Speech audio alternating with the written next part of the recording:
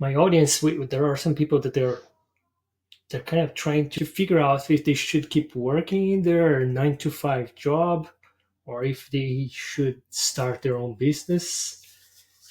And some of them, they have already something on the side going on, but they don't know if they should give up the security of the day job and then go full on in their side job. So what would you say about these kind of people?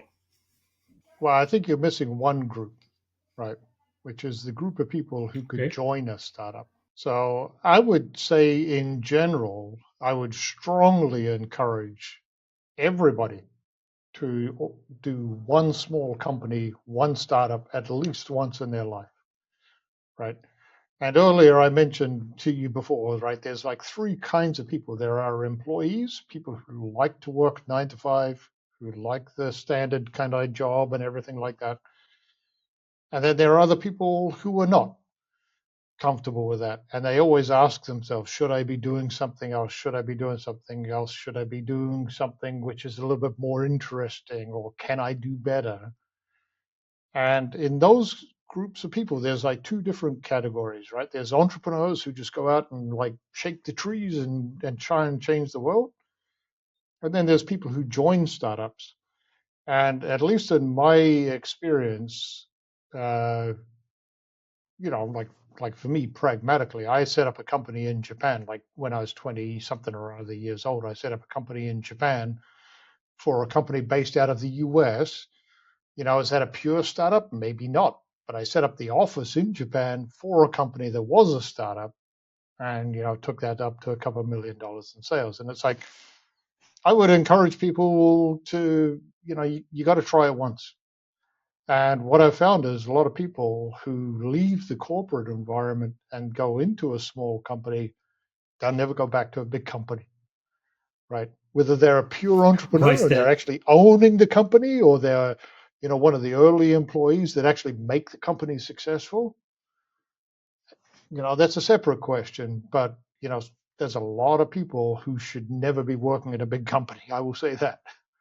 And, conversely, I would say also there's a lot of people who should never go to university. Right? I think that's also true. There's a lot of people go and get a degree in English or something like that. What is that going to do for you, right? It's like you'd be better off spending that money and trying a couple of businesses, trying to set up a couple of businesses and learning about what is the real world about, right? I'm Brazilian, so even I have some family members that are going through that one, and I keep asking. I was like, "Why do you have to go to university?" I was like, "Oh, and here you cannot find a job if you don't have a degree." That's not really true, right?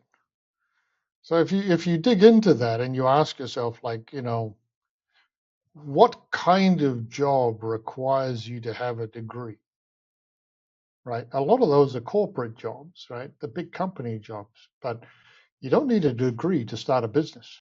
So there are a lot of businesses that are started by people who never went to college.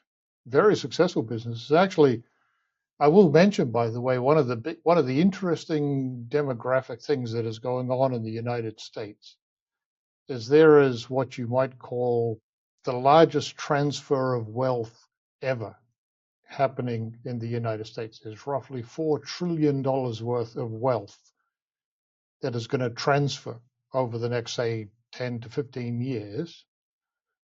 And that's from all of the people who were farmers, plumbers, people who had boring businesses, laundromats, things like that.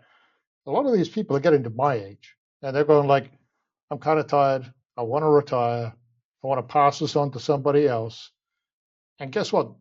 That's a very substantial portion of the business in the United States that is going to transfer hands shortly.